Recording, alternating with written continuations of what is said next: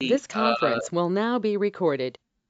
Hi, this is Bob Platt. This is the June 11th, 2024 meeting of the Arlington Senior Democratic Lunch, and I'm now going to attempt to share the screen.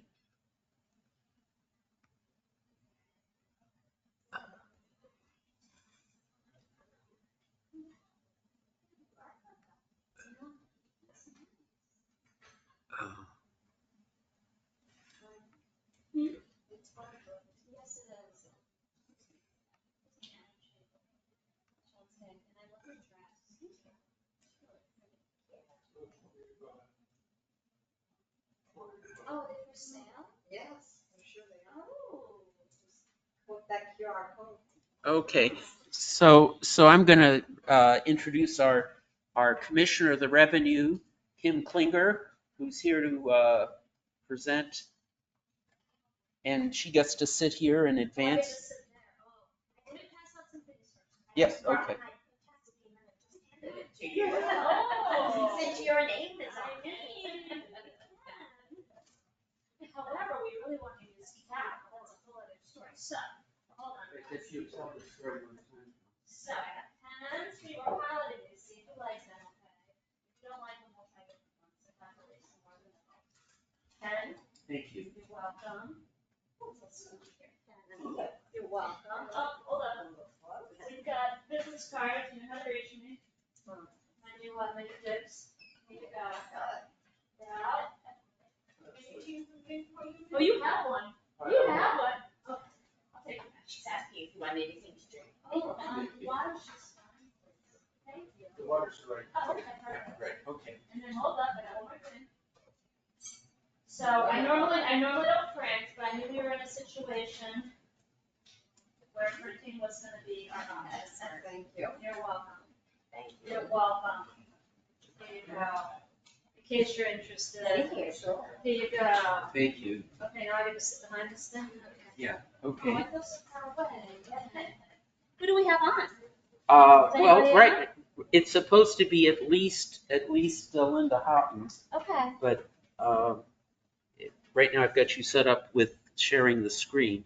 So Okay. why don't you get in All right, will do. there, and All right. I'd feel better if someone was confirming to me with a voicemail or something. Yeah, okay, let's see, what does it say? Your browser automatically shares your tab with audio dismiss. Okay, there you go. And we're sharing our screen? Okay. Yes, So I yes. gotta advance. Okay, got it, check.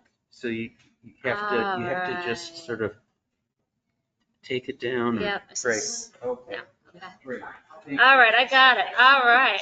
And we're recording this. We're recording this. We're recording. Oh, we're recording. We're official. Okay, everybody. Let's see how we do this. Let's see how we're. Oh, There thank you you go. so much. I appreciate it. Yes, my allergies have been kicking lately. Oh, all righty. Hi, everybody. How we doing? Thanks for being here today, Bob. Thank you so much for inviting me. I Well, thank you for appreciate coming. it. Yes, I haven't been to one of these since I took office. Yes, the So last time you was in August of I 23. know. Good memory. Oh my goodness gracious. So I do have a little dog and pony show to give you guys. I'm sure you guys have questions, would love this to be more of a discussion. So I'll kind of go through the slides quickly so you kind of get a sense of what we do, kind of where we're going. I am trying to do this on a regular basis quarterly, and this is also in addition to these types of things. So if you look at your first page, beautiful picture. Who can tell me where that is? What is that a picture of? Rosalind. Very good. Man, if I had I should have brought my goodies to throw out when you get answers right. So that is Rosalind. If we go to the next slide, that's this one right here, slide 2. Thank you again for inviting us. This is a portion of my team. It looks like a motorcycle game, I would Well, guess. you know, sometimes. No, I'm very blessed. I'm very privileged. I did take over for Ingrid Maroy, who had been in the office for 20 years. So I have a team of 52 folks. I haven't managed a team that large since my days at Deloitte, so it's been a few years. So I'm kind of, shaking off the rust, bringing my tools out of the toolbox because everyone's motivated differently. And the team has really been amazing. We did have 4 retirements, which is to be expected, but it gives us an opportunity to have some fresh ideas. We are going to be bringing in a chief deputy from the outside in a few weeks. They have a background in accounting, finance, personnel, HR, all the wonderful things that make an office great. So I'm really excited about it. Let's see, moving on to the next slide.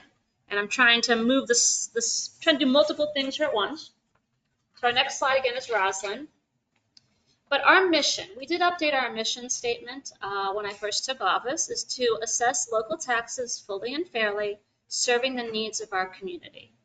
Because at the end of the day, I know no one wants to talk about taxes, but that's what makes our community great and allows us to have the infrastructure. Who lost water last week? Anybody lose water? Oh, you guys didn't? Oh, so Superman Hill right here, the pipe burst. Yes. So just as an example, all of our taxes, everything that you give to our community helps us maintain our infrastructure, our programs, our schools, our amazing services. So we are really, truly an amazing community.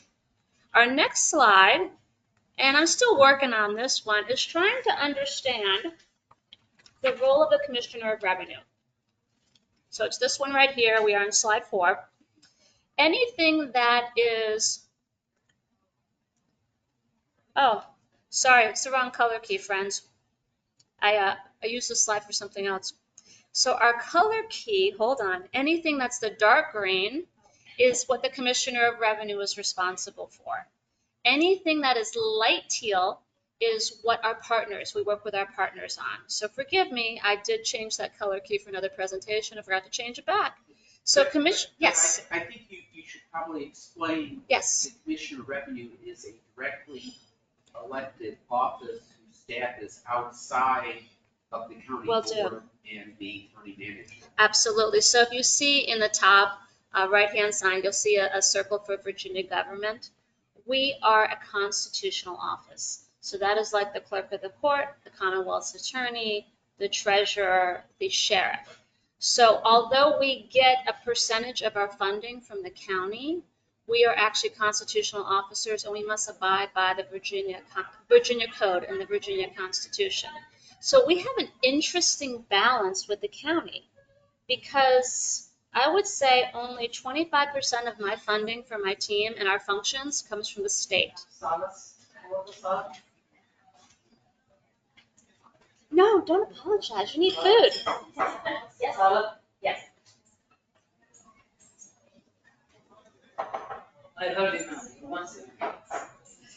So the rest of our funding does come from the county, which I'll get to in the following slide.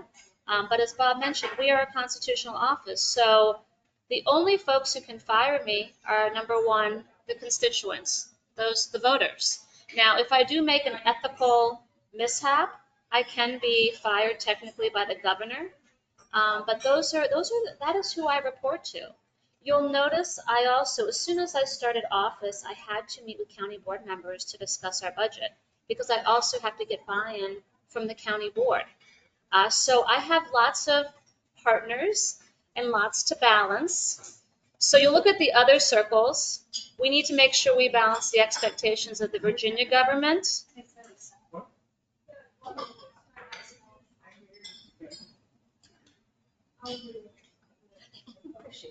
Love that trust them. I really wish I could wear yellow. Yeah. Yeah. Bring another one. Oh, you ordered two?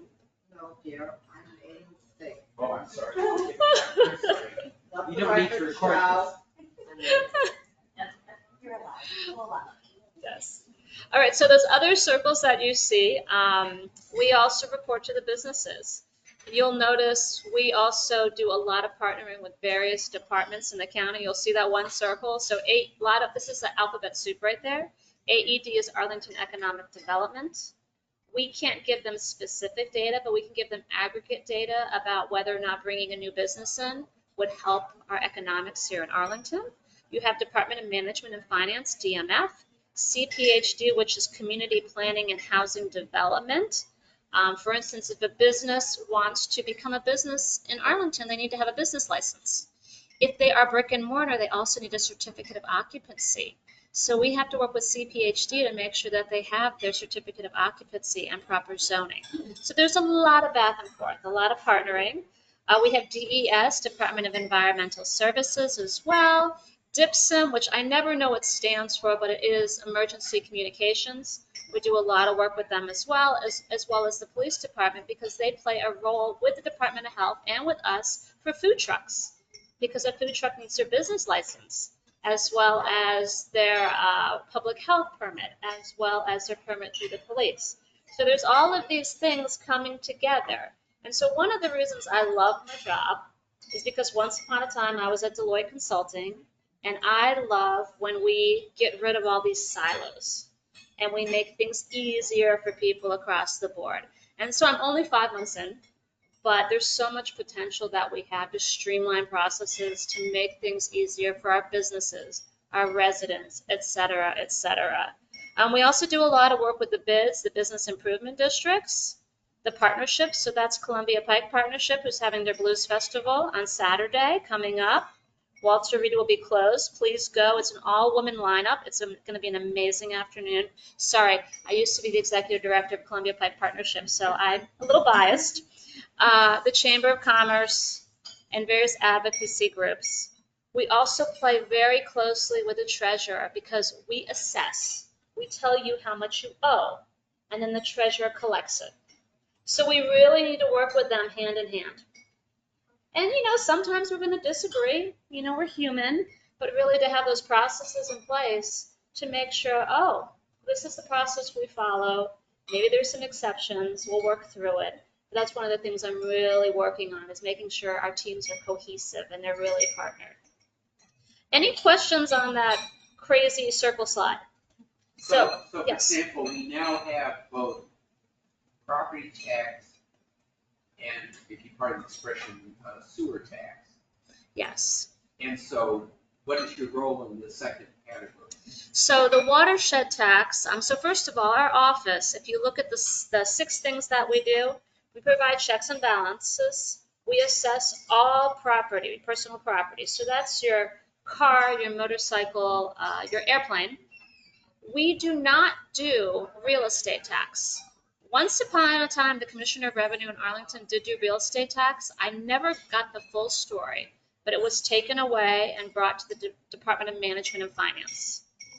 Folks have asked me, my predecessor, she had a campaign to bring it back into the Commissioner of Revenue's office. And if you look across all the Commissioners of Revenue in Virginia, which is over 100, some of them have real estate, some of them do not. So right now, I'm not, let's bring it back in. I have a lot of work to do. Would it be something for the future? Potentially, because I do really want checks and balances so that folks really feel like they have a say. Because I know when my property was assessed, I was like, ooh, that's great, but I could never sell it for that. So just something, and then in regards to the watershed, the stormwater tax, that is also not administered through us, but it is collected through the treasurer's office. And there was a little hiccup there. If you guys were kind of looking at Earl Now the past few weeks, the county board forgot to advertise the stormwater tax rate. The treasurer already sent out bills because they didn't know. So then they had to recall all the bills and resend it out. So right now, my friends in the treasurer's office are running around like crazy people, and we're trying to do our best to support them right now. So we have a nice lesson learned there. Did I answer your question? Yes, thank you. Okay. We also operate a DMV Select. So for instance, I just bought a new car, which means on October 5, I'm going to pay a lot more money, right?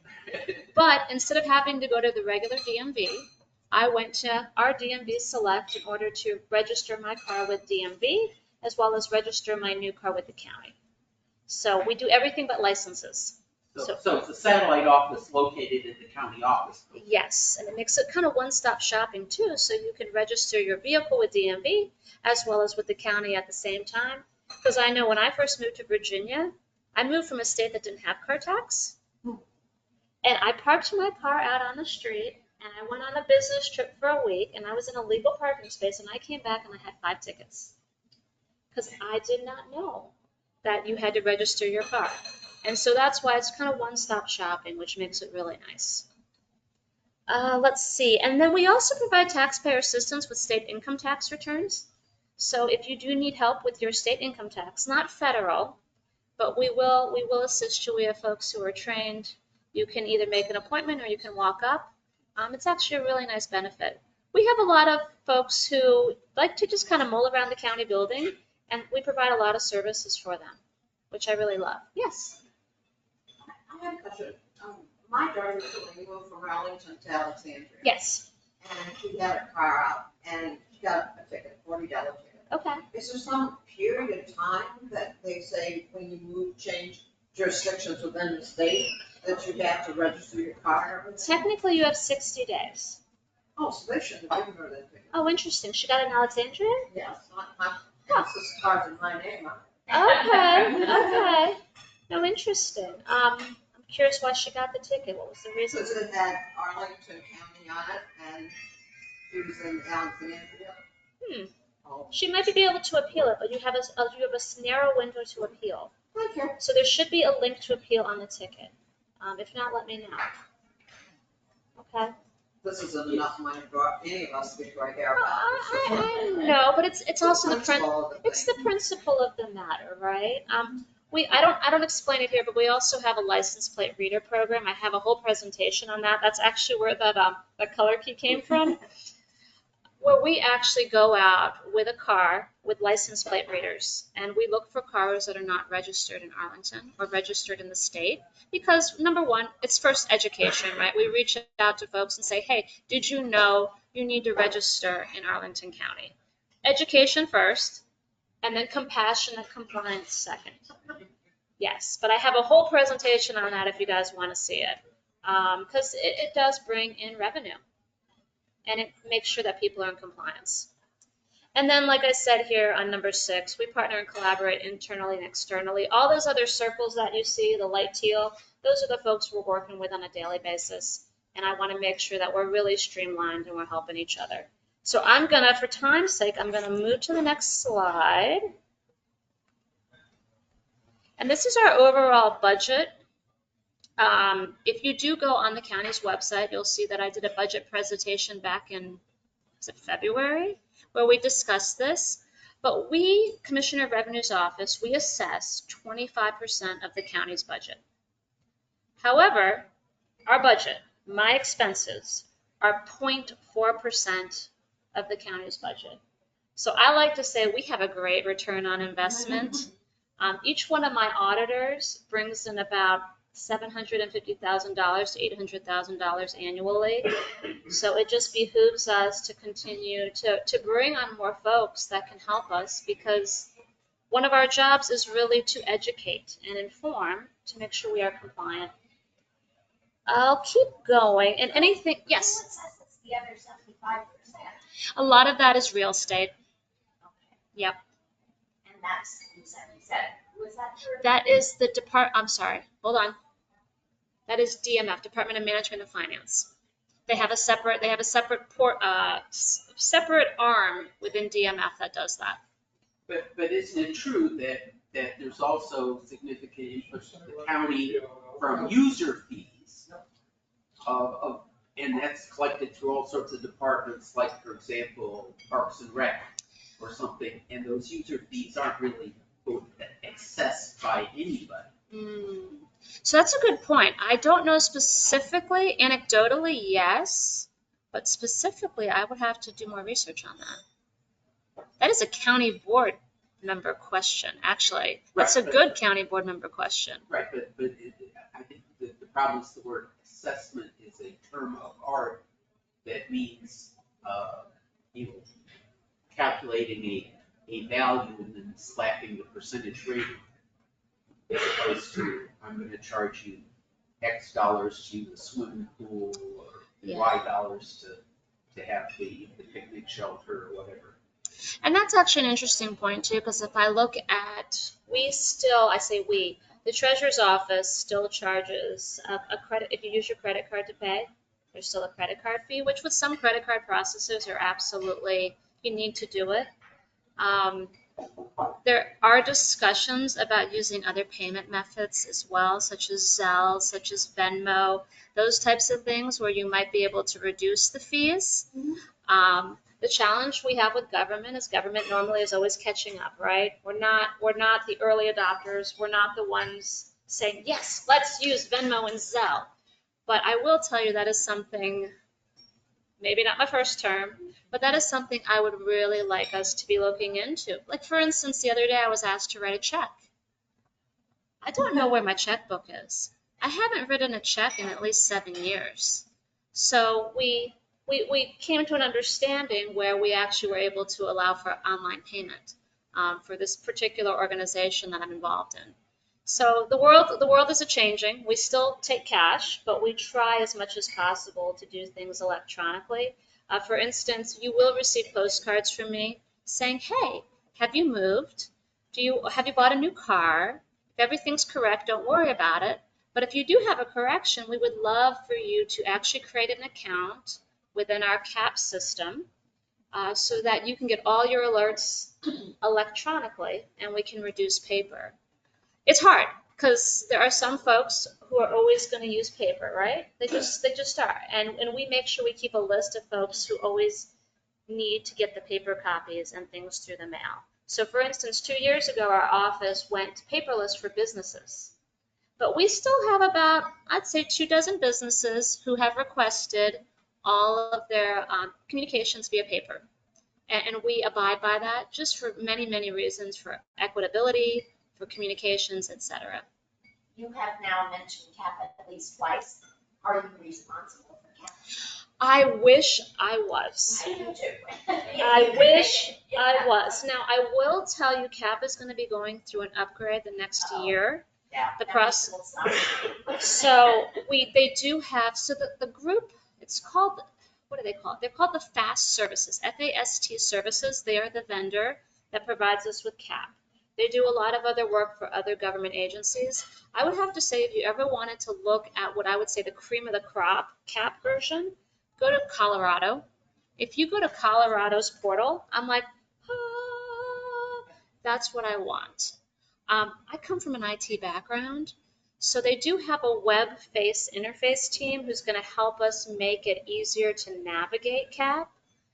I don't have any particular problem navigating it, but you're pushing us to use it, and yet they can't seem to put, it's a peeve that affects me, so I don't want to take other people's time, but there are aspects of things we have to pay Yes. that apparently cannot be connected to it. For some reason, known only to Okay. someone somewhere If in you- the Arlington If County. you can give me more specifics, I've already raised it with Okay. a couple of county board members. Okay. And they, I think, did spend some time on it. yeah. And it was beyond anyone's.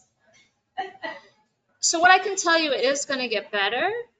Is it going to be Colorado version? I don't know. Usually when they make things better, they stop.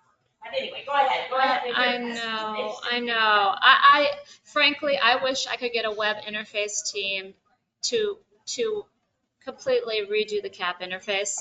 But we'll see what we get in the next year.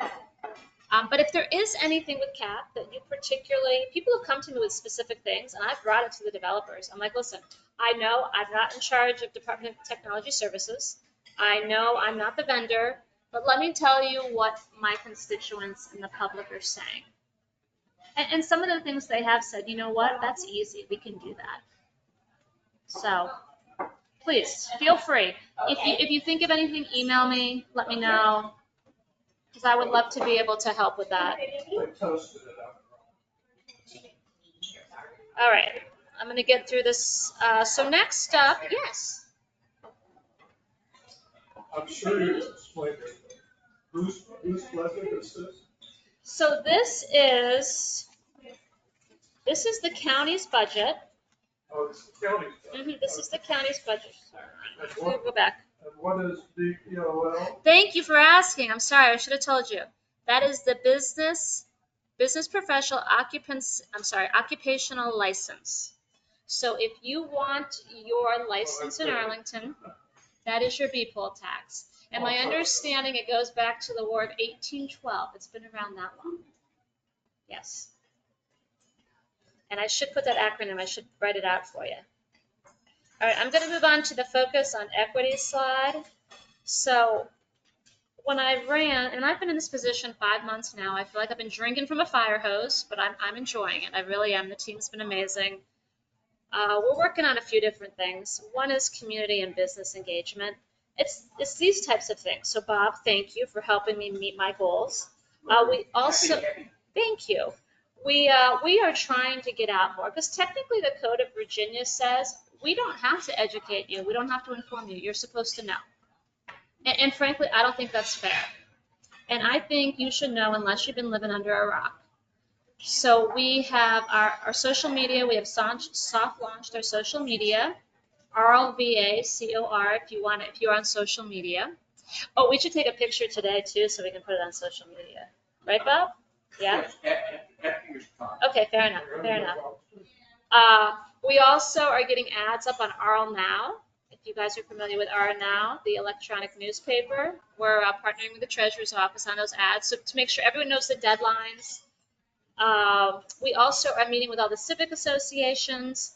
I also have a quarterly event that we're putting on. It's called Dish with the Commish. So there's food and I talk and other people talk. We had our inaugural Dish with the Commish, when was it? May? We had it at Northside Social in Clarendon, and our next one will be July 11th. I'll make sure Bob has the information. It'll be July 11th from 4:30 to 6:30 at Metro 29 Diner on Langston Boulevard. So you'll see something similar because this presentation is a work in progress based upon these dog and pony shows. Let's see, we're also engaging our businesses through Biz Launch with Arlington Economic Development, with the Chamber of Commerce. We've been meeting with them frequently. We're also trying to get in front of CPAs. So if you know any CPA associations or any realtor associations, because that's where we educate. You're new to the area? Here's a nice little postcard with a QR code that tells you what to do. Oh, you're a CPA and you're working with businesses in Arlington, please make sure they get a business license so I don't have to go after them because I don't want to. Access to information, we are working on languages. Right now, most of our stuff is English, Spanish. If you looked at the picture on my first slide, I have a very, very diverse team. We speak over 14 languages in the office. I want to make sure that is actually presented externally as well. Also, our reporting capabilities need to bump up. Our technology has been a little low, so I am bringing in some new tech folks, moving some folks around so that we really can have strong reporting for the public. And then accessibility. We do have the DMV Select, which I think is really helpful. We have a lot of folks who do come in with ADA challenges, and we can kind of move them around and get one-stop shopping done for them. The new CAP website, what I'm being told, will be 508 compliant. So that means if you are visually impaired, you have ways to actually utilize the website appropriately. So stay tuned for that. And I think, upcoming programs and initiatives, last slide. So slide 7. As I mentioned, we are on social media now. The goal is to get the younger generation, but there's a lot of folks on Facebook as well. We are still working on our paperless initiative. I don't think we rolled that out the best 2 years ago. So we're lessons learned, playing catch up. Because, for instance, I went to get my hair done. And I always have to check now, was my hairdresser in compliance? And they weren't. But they're like, well, I normally get something in the mail. I didn't get something in the mail. So we made sure that they were on the list to get things in the mail. But I'm so proud, she also has a CAP account. So now she's got both. We want to take a proactive approach to compliance. So really trying to get in front. Right now, a lot of times we find out there's a business in Arlington because we received their Schedule C.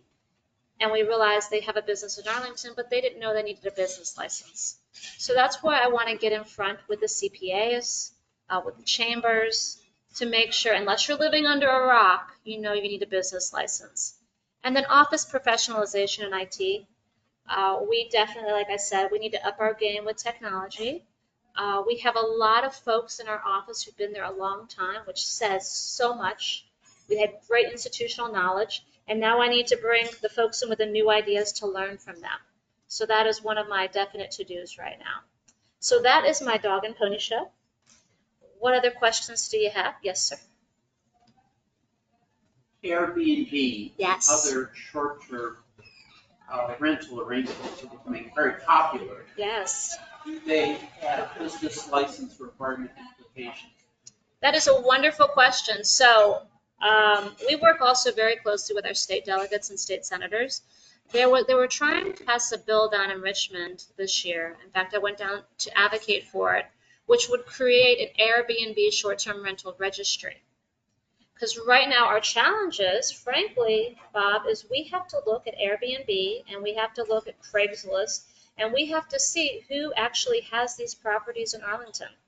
And then we have to go field visit them because they are not registering like they should for their business license. And so if we were to have a registry that the state would provide, it would help us actually find folks easier because right now it is hunting and pecking. I know initially, I will say the county board did a really good job getting in front of this when Airbnb did happen and creating the zoning to allow for it, but the enforcement has been the really hard piece of the puzzle. Now, we are light years ahead of Alexandria because Alexandria actually does not have the zoning for Airbnb, so they're really struggling, but now it's really, like you said, Bob, it's the enforcement piece and really finding out who has an Airbnb. And again, it's an education component because even if you rent out a room in your house, technically you're supposed to have a business license. So good question. Any other questions from our audience? All right, how we doing? I'm 5 months in. How we doing? Don't let that we interact with you. I know, and I want to change that, to be honest with you. I do, because a lot of our work it's kind of operations. A lot of it is operations, but I want to make sure that we are meeting your needs. So if another thing you can do is we do have an anonymous tip line. So if you do have an out-of-state plate that you see regularly in your neighborhood, I can send that to Bob too. You can send us a tip and we'll check it out. Some people are allowed to have out-of-state plates, military, et cetera, but we really just want to make sure everyone's educated, informed. I was just curious, I assume there's still a high vacancy rate in commercial buildings. There is. And just wondering, how do you assess that?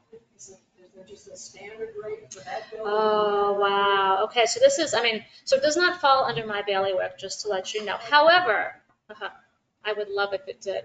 I would. So if you look at jurisdictions like DC, if they have a empty commercial space for a significant amount of time and they've had offers on it and they haven't accepted the offers, they actually get penalized in DC for keeping something vacant and not coming down to market rate.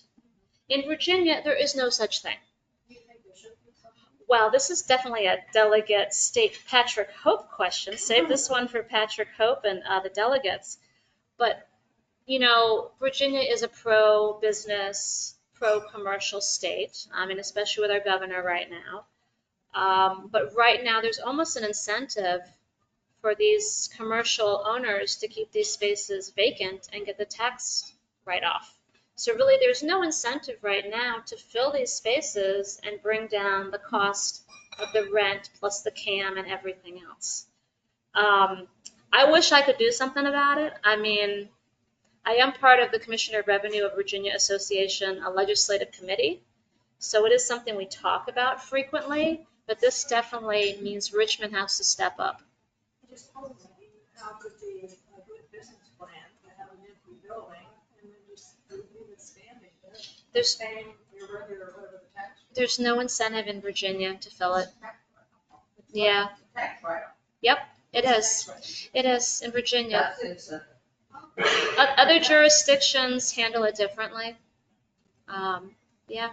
So, maybe this is an impossible situation. Sure. I just love to know more about this.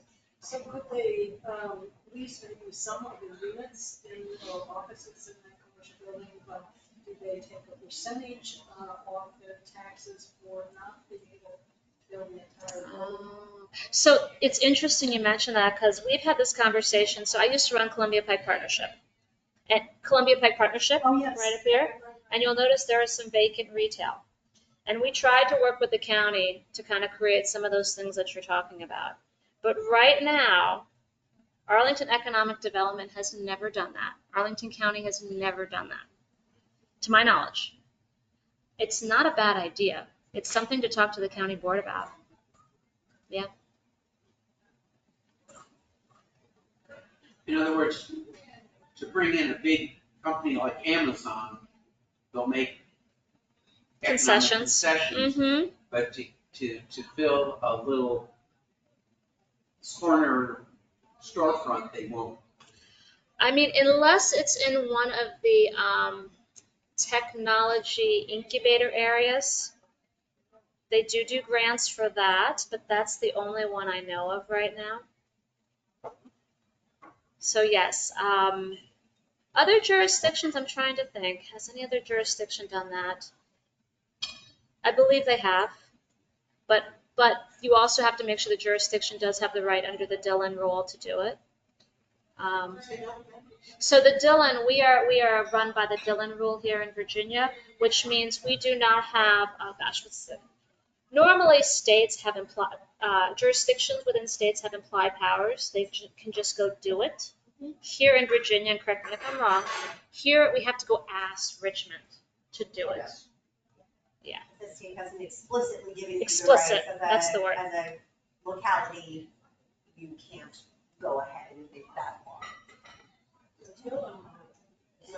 Yes. How do they calculate in Boston, which is basically a couple food places in the bank? I'm really good. So I will tell you, Boston bid has definitely had some challenges. So a bid is a business improvement district. And what happens in a bid, and I'm going way off topic here just to let you know. I know this because of my previous job. What happens in a bid is businesses, owners decide they're going to be part of the bid and they're going to pay a percentage of their business revenue. They're going to pay an additional tax to get the benefits of the bid.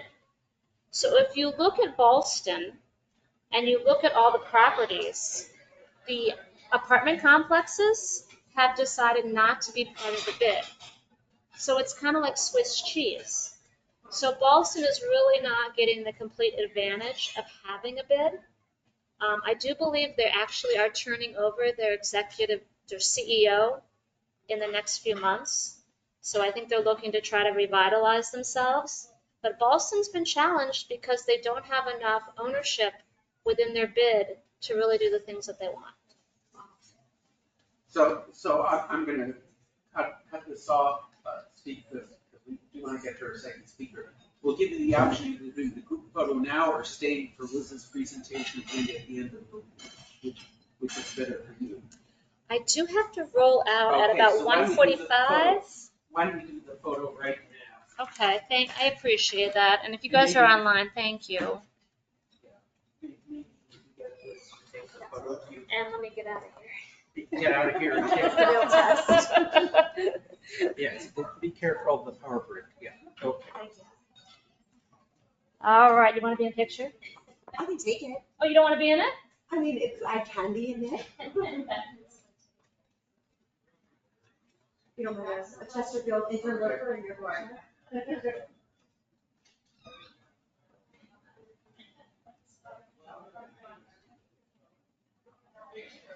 for being our photographer. I appreciate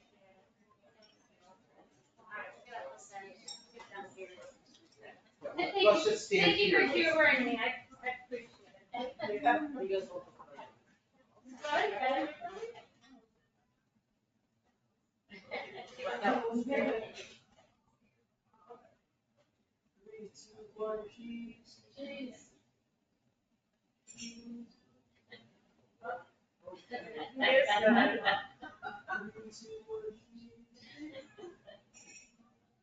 Thank you so much. Appreciate it.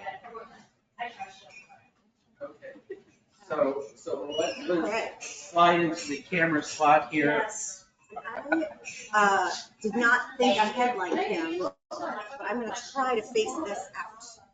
Okay, that's fine. What I'm going to do is we're going to close. I'm going to unshare, I guess, for just a minute. And then we're going to,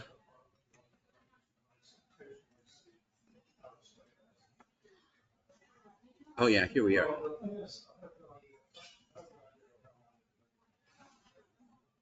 I'm going to share again.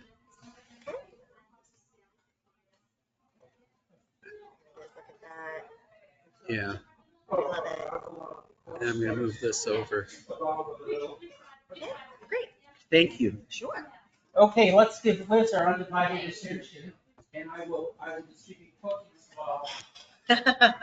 Hard to have undivided attention when there's cookies. Well, I ran on the cookies platform. That's fair. That's fair. Try to keep those promises. Okay. Thank you all for having me. I'm very excited to follow Kim. I learned so much. We're ready to elect you Queen of Arlington. All those things should be under your control.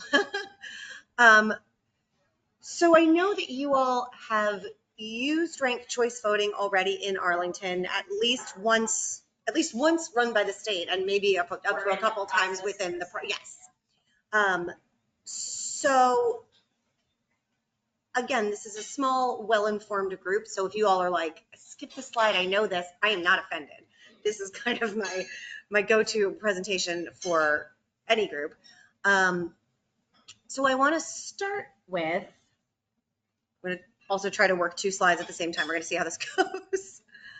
We're going to just start with a quick overview of how ranked choice voting works with one winner, which is what you all are about to do for this primary. Actually, the primary has 2 winners. Not this year. Oh, I'm sorry. No, that's okay. Yes. You guys make it interesting. You all keep us everybody on your toes. So we'll talk about how it's going to work this year. We'll go back to last year and to the school board internal nomination contest that you all just did, and talk about like the mechanics of how ranked choice voting works with multiple winners.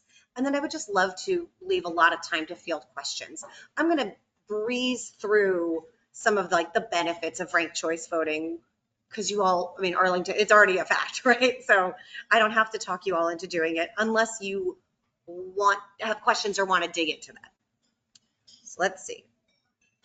There we go. We have to talk some of us into supporting it. Okay, fair enough. That's what I'm here for. You can always expel from the lunch group if you don't. No. I'm one of the few that comes regularly. I am happy to answer questions about it. So ranked choice voting, we always, as an organization, define it as a simple change to the ballot that enables better voter experience, better campaigns, and ultimately better government. All it means is as a voter, instead of going in and saying, this is my one choice or my 2 choices, as the case may be, and now I'm done. And if that person doesn't win, okay, like that was the extent of my participation. With ranked choice voting, you get to go in, and in Arlington, it's specifically 3 rankings. You get to say, this is my first choice, this is my second choice, this is my third choice.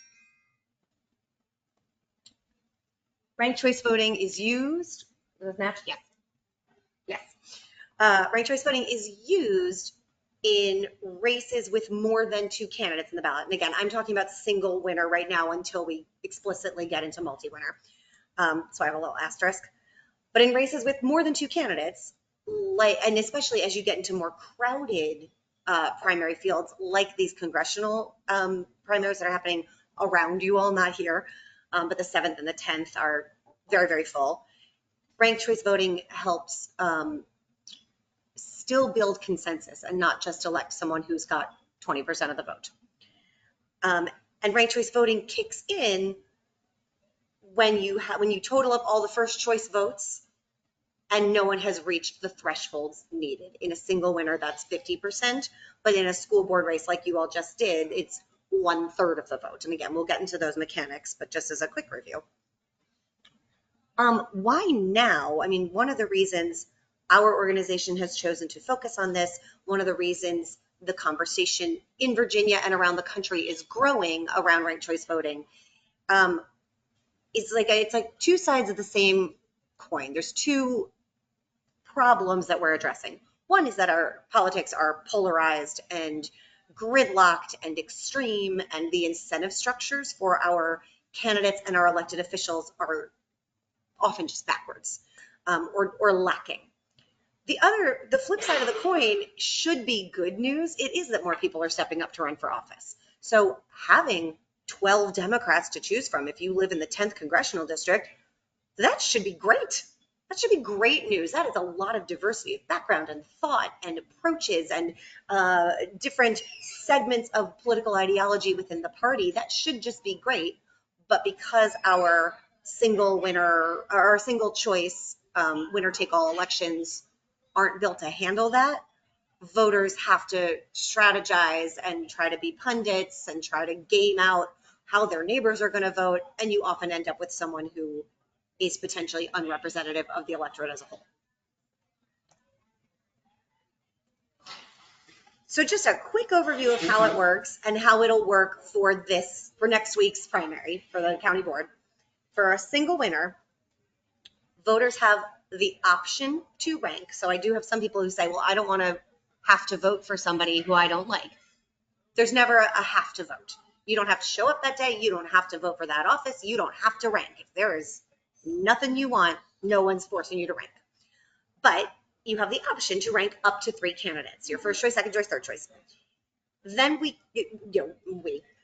Gretchen Renmeyer and her team here, count up all the first choice votes, right? The machine does it, but count up all the first choice votes. If somebody has enough votes to cross the victory threshold, the 50%, everybody gets to go home early. I mean, your school board race, the 2 winners cross that threshold early. You didn't have to go into subsequent rounds.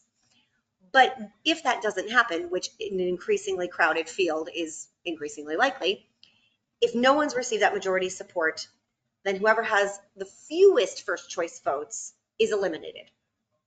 And then we're going to count it all again. But if you voted for that eliminated candidate, now your vote counts for your second choice. So you never have your vote count for more than one person at a time. No one's getting multiple votes at one time from a single person. But it's a runoff election. It's just like a caucus on paper. That's the most important point you can remember, which is your vote will stay with your first choice until he's either elected or eliminated. Exactly right. Exactly right. And so, I mean, we're going to get a little ahead of ourselves and kind of talk about some of the questions. But one thing I do get asked is, does it hurt my first choice to rank a second and third choice? And exactly as Bob really concisely said, your vote stays with your first choice until they're no longer an option. All right. So again, I'm just going to run down the list, but I skipped all the slides about this. The biggest benefit of RCV is that it, again, single winner, it ensures a majority winner. It just gatekeeps against someone who is only going to capture a fragment of the electorate and then go on to theoretically represent the entire electorate. It rewards candidates who build consensus and diminishes negative campaigning. Again, kind of 2 sides of the same coin. It eliminates the spoiler effect, and that can look like a couple different things. That can look like a Robert Kennedy in the presidential race, or it can look like there were 2 candidates from the same neighborhood and the same background, and they're both in this race, and they're going to split a voting block that wants that kind of candidate. 2 Black women named Jennifer, hypothetically. So a spoiler can work a couple different ways, but there are no spoilers with ranked choice voting. It's no longer a zero-sum game. Someone else being in the race does not implicitly hurt me. And then it's shown to elect more non-traditional candidates. And that's all the data from all the RCV elections in like recent American history has been crunched. And there's a big study that came out in 2021, and I think it's been updated since then, but shows that largely because of the diminished spoiler effect, no one's told to wait their turn. And because of the diminished negative campaigning, those 3 factors kind of come together to allow more women, more people of color, more young and first-time candidates to effectively enter a race and do well. I think you all know all this. Yes, go ahead. Just research on whether that actually works. Yes. Yes. I mean, that's Fair Vote, which is an organization right up the road in Silver Springs. They compiled every instance of a ranked choice voting election in U.S. history, and again, modern U.S. history. And yeah, people, communities, voters and candidates of color are shown to be better represented and better served by a ranked choice voting election. And Black voters in particular really suffered from you have to wait your turn, or, oh, look, there's 2 Black candidates and they can't win because they're going to split the vote. And you just don't have that. If the biggest voting bloc wants a Black candidate, or wants a candidate who has a certain ideology, or a candidate from a certain neighborhood, those votes will coalesce on one of them. So they obviously can't both win, but in a traditional election, neither of them can win. Yes, ma'am. So I understand that the number one candidate has to have at least 50% of the vote. Yes. It's the number 2 candidate. Yes, we are going to get to that. Yes, we're still, if I don't say otherwise, we're talking about this year's single winner. We're looking for one person to get a majority of support.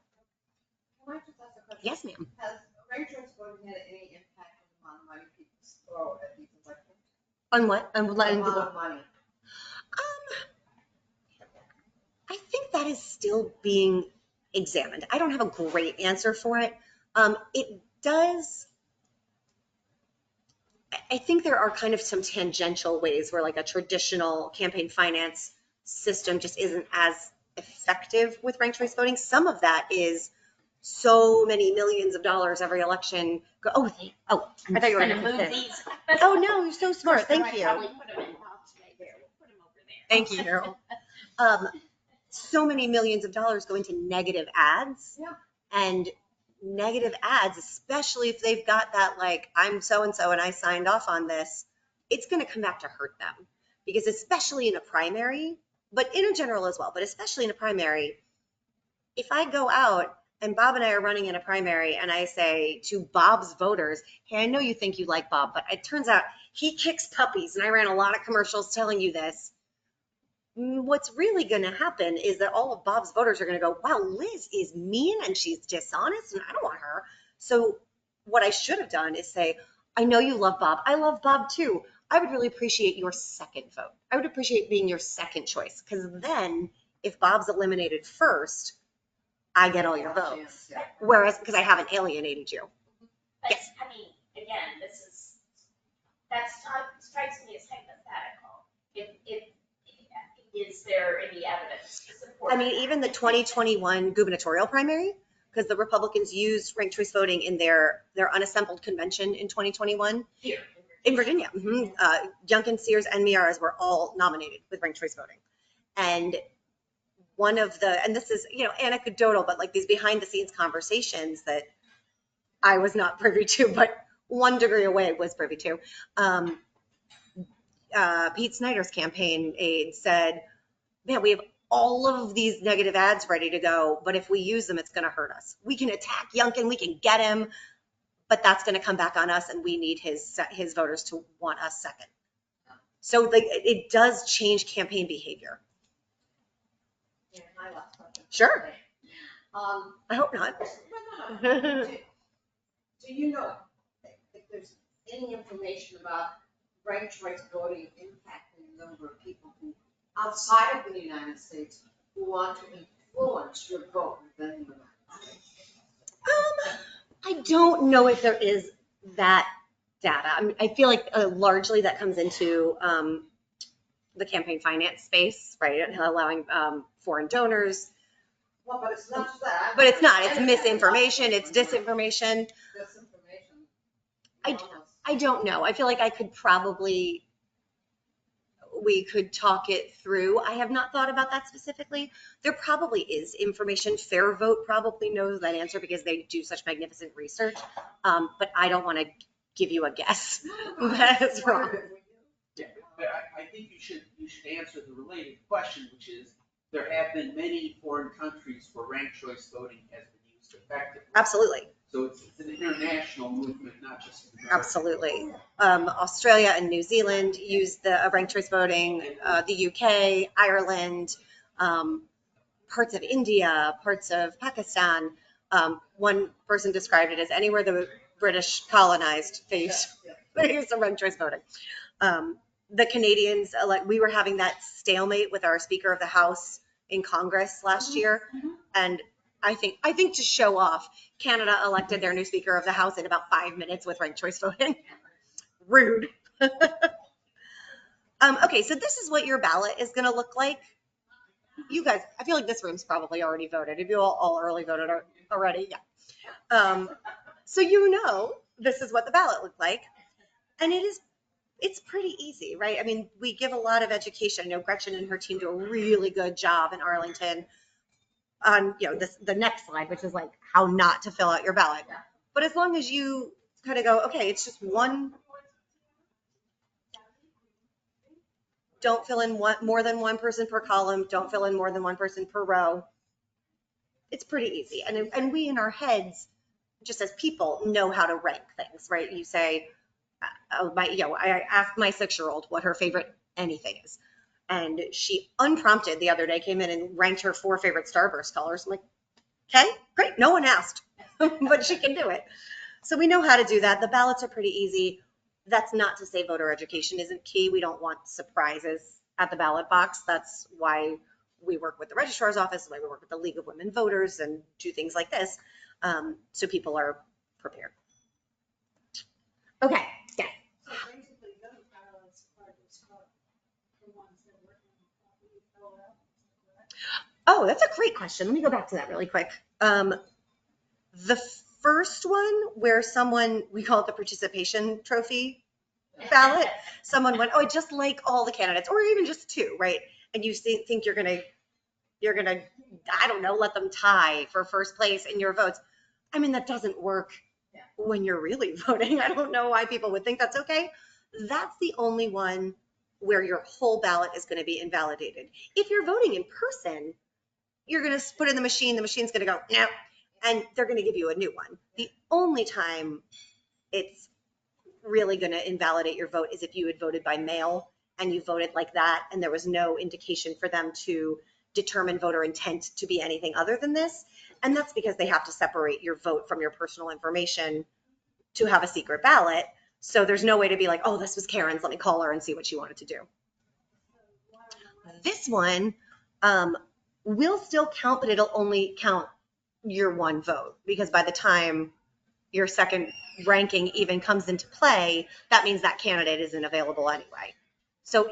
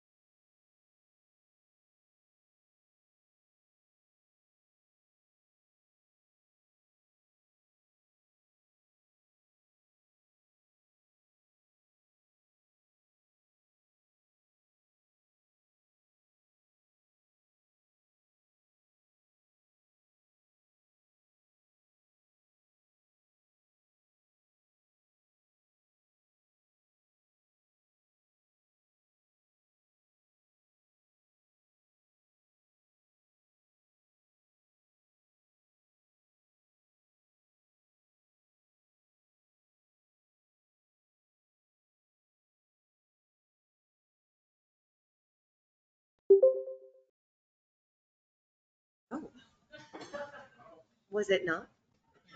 I don't know, maybe it got I don't know. unplugged. All right, well, we're back online. Yes, well, I you're didn't still do being that. recorded. Just keep on going. keep I going. apologize.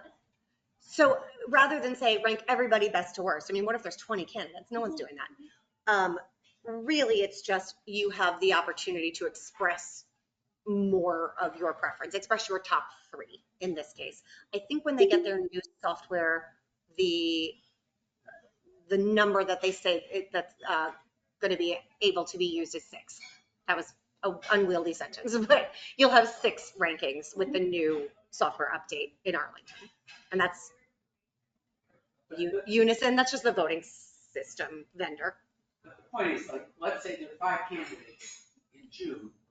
if you only like 2 of the 5, just vote for 2. Yes. Don't give your You vote have- to don't have anyone to you vote don't for like. 3. You don't have to. Yeah, I'm happy with the 3 columns, but there's only 3 of them I want to vote for. Perfect. Well, and it's funny, think ahead to, 2028. Think about the presidential primaries. There's going to be an open field on both sides. Oh my God, there's going to be 25 people on each ballot. And no one's going to give, I mean, first of all, it would have to be, like a roller paper. But no one really, if he's your 18th choice, you don't really want them in that office. So it'll often be, I don't think I've ever seen more than 10. Okay, here's how it works for 2 winners. So oh, thank you. All right. As a voter, the ballot and the way you fill it out is exactly the same. You go in and you say, this is my first choice, my second choice, my third choice. Yes. You're taking my vote away. We'll get there. The things that change mostly are the thresholds, right? If you're electing 2 people, so if you're electing 1 person, more than 1 person can't get more than half the vote, which is why 50% plus 1 vote is the threshold. So I think I have, let me skip ahead a little bit. There we go. So if you have 2 seats you're filling, more than 2 people can't get more than 1/3 of the vote. So 33.3 plus 1 vote is your threshold, 1/3 of the votes. The decimal numbers are a lot harder to graph, but that is how that works. Let me go back. So what I think we did not do very well in Arlington as an organization, as a movement, as a coalition last time around is talk about the why for this change. We just kind of said, hey, we're changing it. It's being changed. It's going to be better. And everyone went, where's my second vote? What we should have done, what I wanted to, Charlottesville, I think, is going to adopt this, and they elect 2 city councilors and then 2 years later elect the other 3. So this will be relevant again. I think we're still going. Okay. So what we should have started with was the why. The why for multi-winner ranked choice voting is proportional representation.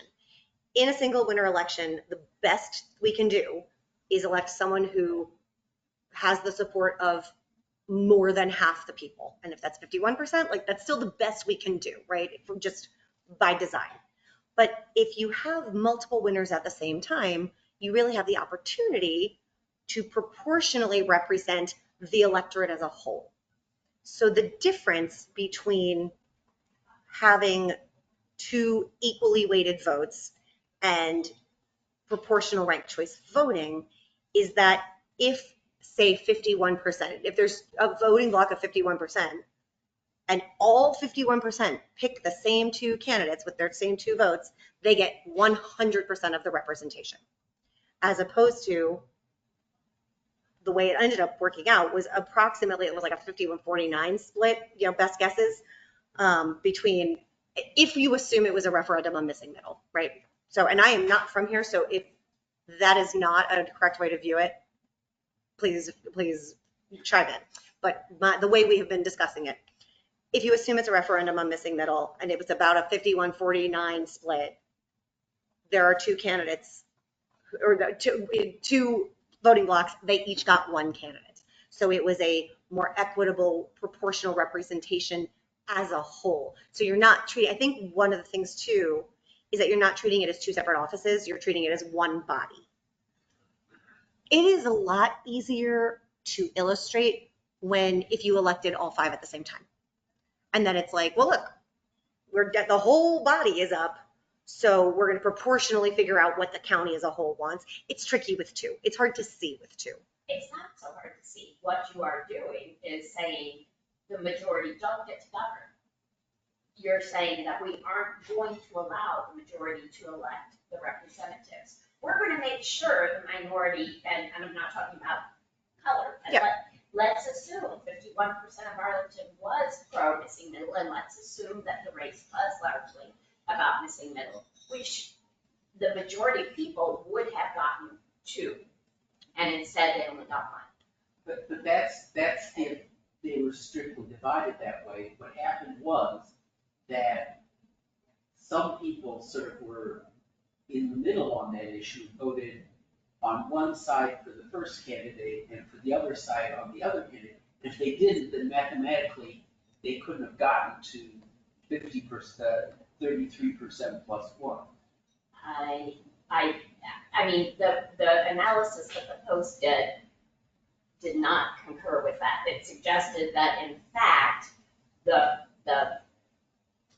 pro-missing middle, for lack of a better way of differentiating the electorate, would have elected two voters had we not used ranked choice voting. I think that that's correct. I think the argument, the distinction lies in whether you think that is a better representation of Arlington as a whole, or this Democratic primary electorate, or if you think the electorate is better represented with that proportional approach.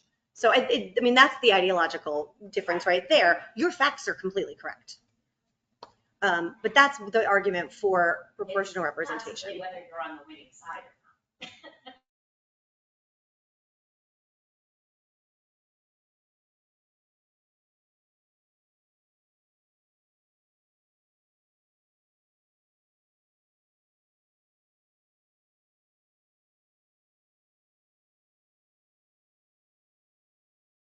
Someone not from Arlington. In Chesterfield, we don't elect anything with 2 votes. We don't have any at large. We don't have it like, I just personally underestimated how strongly people felt about 2 votes, which doesn't change, again, my ideology, my philosophy, but does change the way I plan to talk to people about it.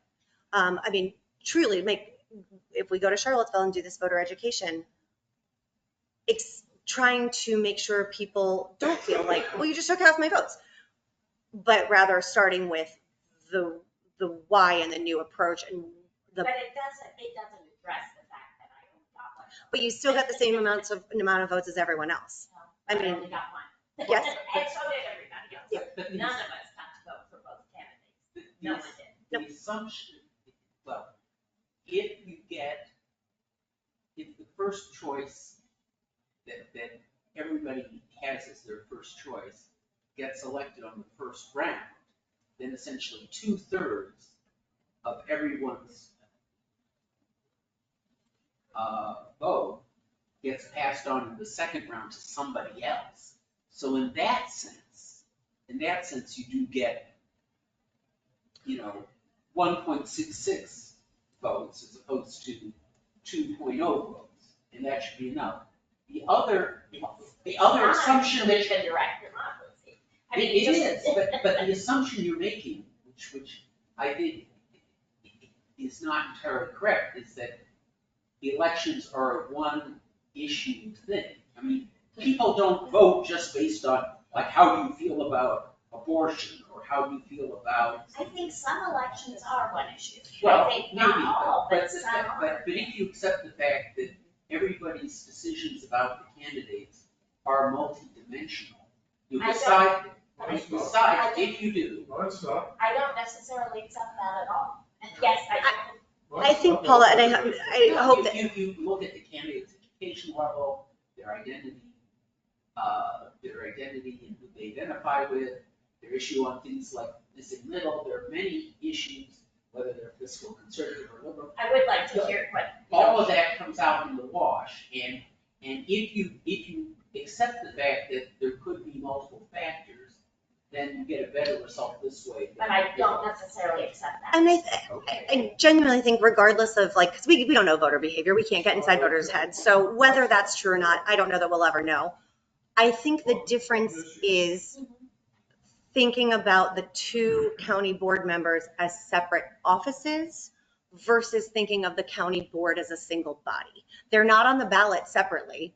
You're voting for 2, but it's the same office. So it's just a tabulation method. Well, in that case, I mean, if Arlington apparently has made, which I was not aware they had, the decision that this is going to be how we do it henceforth, then we may have to think about going to a district system or something like that, because if we have an at-large system, then I strongly believe every voter should be able to vote for those candidates. Or I guess maybe another way of doing it is that the candidates have to declare for one seat. And I think there are problems with that. I think there are possibly greater problems with that, because then I may not be able, well, no, I guess, well, I mean, there are real issues with that. So when we have more than one office, more than one position being elected, I am pretty uncomfortable. I like the way you present the objectives. I feel I could agree with a lot of those objectives. But when it comes down to practice, not you personally, but my vote was taken away. I only got one. Yes, we all only got one. And that is not correct democracy. But in a sense, you got 1.66. Well, because I don't. No, you only got one. You only got one Yeah, vote. I mean, that's 1.2 was absolutely spent true. on the first candidate, and 0.66 was passed on to the second. I only got to vote for one position. I only got to rank candidates for one slot. And Paula, I do think it's an easier illustration if you do think of electing all 5 at once. If I were Queen of Arlington or any locality, I think the gold standard held by the ranked choice voting kind of democracy reform community is that proportional representation is the goal. And I would say you will get truer proportional representation if you are electing the whole body at one time. But then you're saying proportional representation is the goal. Yes. And that is not necessarily everyone's goal. It's not necessarily my goal. I've worked overseas for my career. I worked primarily in countries with proportional representation. There are things about it that are advantageous. There are things about it that are not. Sure, and then there's different kinds, right? There's parliamentary systems that have their own. Right, that's primarily what I'm talking about, yeah. Yes. And I mean, this is different, but I mean, and I'm not, there are pluses and minuses to everything we do.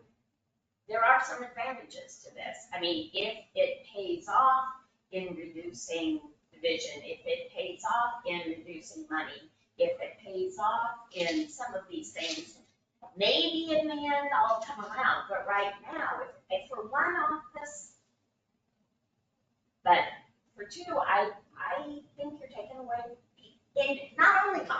Sure. Everyone's. Sure. And I have a problem with that. My hope is also that, again, 2 is the hardest illustration to see the results. I actually think it worked out about as well as it could have last year. My fear. I feel like I was watching. But it was 51-49, let's say ish. What if it had been 60-40, right? That would have been a lot harder for me to explain. My hope is kind of by the time we roll back around in Arlington cycle, then maybe we're not doing just 2 at a time. But again, not Queen of Arlington. If you're doing 5, then I don't know. I'll have to ponder that one if you were doing all 5 at once. I'm not sure that would make you feel better. Okay. But maybe it would. Sure. Sure. The experience we have is 2 and 1.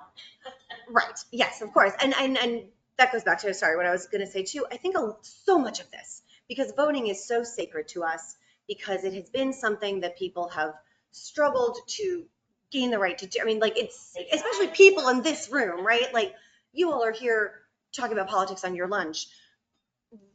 Your vote is so sacred, and the way we run elections is so sacred. I think that all of these changes are something that takes time. I think they're a cultural shift. I think they're not even an ideological shift, just like a shift in the way you think about it. And so, maybe it will start to make sense. Maybe we'll see good results come out of it, and it will start to make sense. You can call me anytime.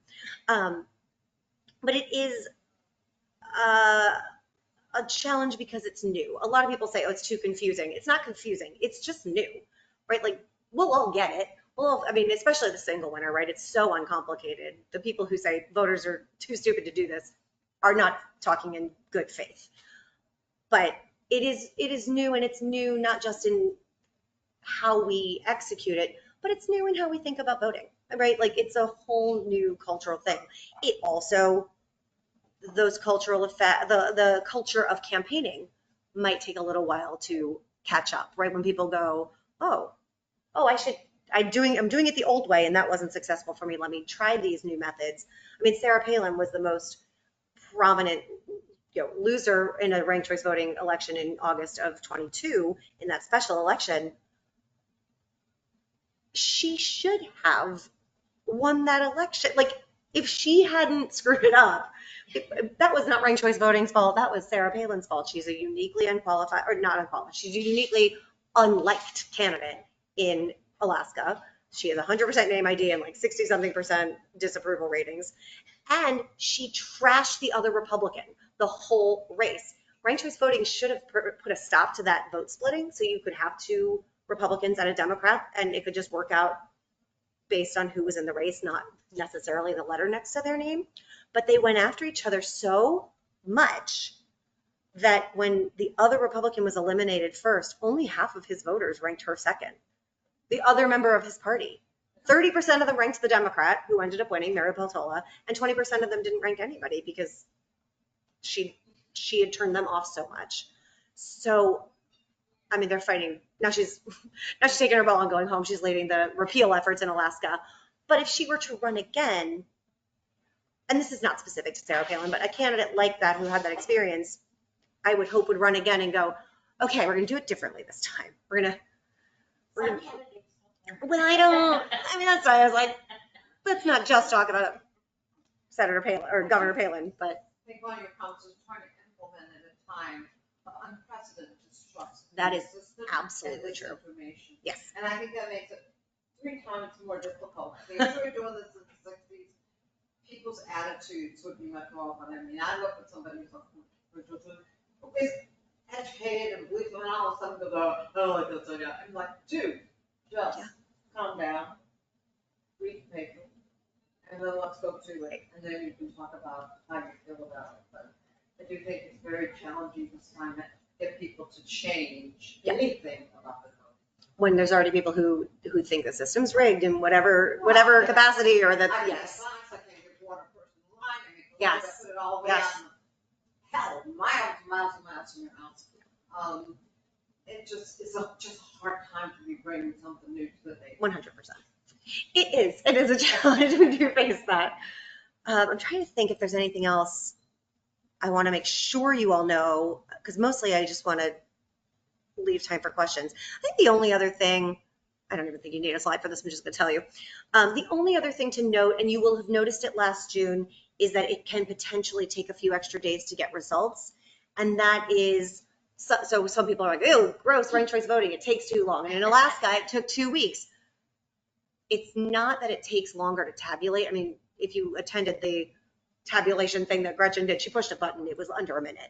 So it's not the ranked choice voting tabulation, it is the fact that Alaska, Maine, and Virginia have opted to report their election results in this way, that you only do the first round on election night, and then you wait until every ballot is in and counted, provisionals, overseas, etc. Process all of those, enter all of those, then push the button for the subsequent rounds. So that's fine. That's how they made the choice. And again, that's how Alaska did it. But the reason Alaska takes so long is because they're huge and rural and votes are coming by dog sled. So Alaska law allows 15 days for votes to come in. Virginia law allows 3 extra days for votes to come in as long as they're mailed by election day. So that's what Gretchen and her team were doing. That was a Virginia state level decision from the Department of Elections. But they waited. In the school board caucus, we had the results within an hour. Exactly right. Because you push the button on the tabulation software and it says, here you go, just like any other computer. I think that's the only other thing that's worth noting. Does anyone have any other questions? I have no idea if this recording has been good, but you got Kim's excellent presentation before it got confusing. I hope we did. I think so. Nice to meet you. Thank you. See you in court. So Newer. just to summarize, tell us in just a minute about the scope of your organization, Sure, how you're funded, all that sort of stuff. sure. And what other issues did we work on if we're in that position? Oh, great. So the organization grew out of the redistricting movement from last year. So when that was done, I took over as the executive director of the education, like the C3 part of the organization. The C3, the voter education part. So help monitor like the implementation of the redistricting commission, et cetera. So once that was done and the new maps were drawn, we kind of went, now what do we do? Now what do we do? And rather than shut down this statewide movement we created over 8 years, I was the executive director of the whole thing by then, and we kind of looked around at what other issues we wanted to tackle. We relaunched, rebranded. It's a whole new EIN. It's a whole new organization now, with just a broader democracy reform mission. So elevating Virginia voices is like our tagline, but making sure that our elections and our democracy are as healthy and equitable and approachable and transparent as they can be. Ranked choice voting was our first like flagship issue and has been most of our focus. At present, the only other real work we do is kind of just civic engagement, very general voter education, making sure we're a repository for voter resources. We did a lot of digital education for folks who were in very redrawn areas of the state, right? Like check your district, make sure you know who you're voting for, make sure you know where you're voting. And we're coming up on the middle of the decade, so we're probably going to start having conversations about further redistricting reform this session. And kind of go, okay, well, let's look at the new system and figure out, because there's definitely still work to go, and figuring out what else needs to happen to make that process work. Yeah. So we are a 501c3 and a 501c4. So that's our education, nonprofit, charitable organization, and our lobbying wing. So we do operate at the local level, trying to get more localities to join Arlington in adopting ranked choice voting. And we work at the state level, trying to get Virginia to expand the scope of the options for ranked choice voting. So we talk about trying to get them to expand this pilot program, which is what Arlington is using. So Arlington is only allowed to use it, anybody is only allowed to use it for county board. We would really like it if Arlington and the other 132 localities could say, actually, you know what would work for us? We would really like to do it for county board and school board. Or we would really like to use it for our constitutional offices. And you know who has a really crowded race every time? The mayor. Let's use it for the mayor. So it's not a wholesale, it's that Dillon rule thing, right? It gives localities more choices that they can make for themselves. And then we want to give the parties, the political parties, the option to use ranked choice voting in their state-run primaries for higher office. So the presidential primary, the legislative primary, gubernatorial primaries. I could probably do a whole other hour on the two 2021 nominating contests and how they ran and what they ended up looking like, with Democrats using a traditional primary and the Republicans using RCV in their, what is it called? Unassembled convention. That's what it was called. Unassembled caucus. Was it unassembled caucus? Yeah. So. One of the complaints that is made both in Congress and also in the legislature is that there are a lot of safe seats and there are very few contestable seats.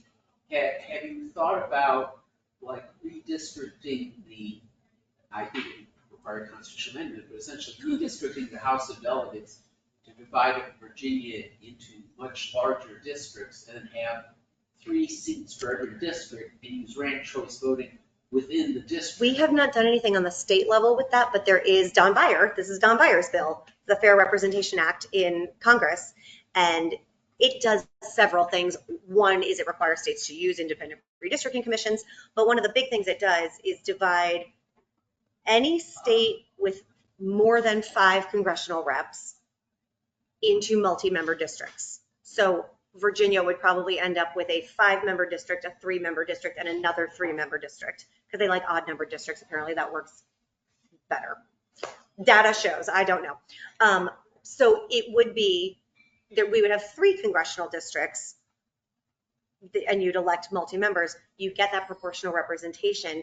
What it does, you can't gerrymander them. How? I mean, you're cutting the state in 3 parts. It's almost impossible to gerrymander. Plus, 24 states only have 5 or fewer congressional reps. So they're all one district. That's 24 states that cannot do congressional redistricting, congressional gerrymandering, bad redistricting. It makes it just makes people more responsive. It's also pretty hard to find. Right. I mean, it's not happening this session. But it is Don Byers, like, that's his baby. And Jamie Raskin, I think, is his partner on that. They work very closely with Fair Vote and other organizations. It has no chance right now. It's the moonshot. So it's hopefully something that eventually happens because it solves a lot of problems. But one of the things it does is, I had a preview presentation on this probably a year and a half ago because it's gonna move slow. And I went, oh my God, they fixed it. They fixed congressional gerrymandering. Like, blew my mind. But they also fixed the safe district concept. Yeah, there's all of a sudden, and the example they always give is Connecticut has 5 congresspeople and Oklahoma has 5 congresspeople. I think even if you wanted, and each one is about 20% the minority party. So it's pretty impossible to draw a district that's not insane in either place, where you'd get a blue district in Oklahoma and a red district in Connecticut. But with proportional representation, you'd probably get 1 Democrat elected out of Oklahoma, 1 Republican elected out of Connecticut, which also just gives you that middle back of the ideology. Like, a Connecticut Republican is going to have a different viewpoint and an Oklahoma Democrat's going to have a different viewpoint. It fills in that, like, everyone's just better represented. So yeah, talk to your congressman because he's really, really wonderful on these issues. Believe it or not, I have a 2 o'clock Zoom, but I have to have. This has been delightful. I'm genuine, and talk to me anytime about this. I appreciate your concerns. You're not alone, so it's very helpful to me to have these conversations. Sure, and you can box your food if you want. I do. It is really good. Thank you all so much. This was so fun. Okay, so we're coming back we're going to come back the second. We're going to come back the second Tuesday of July. Thank you.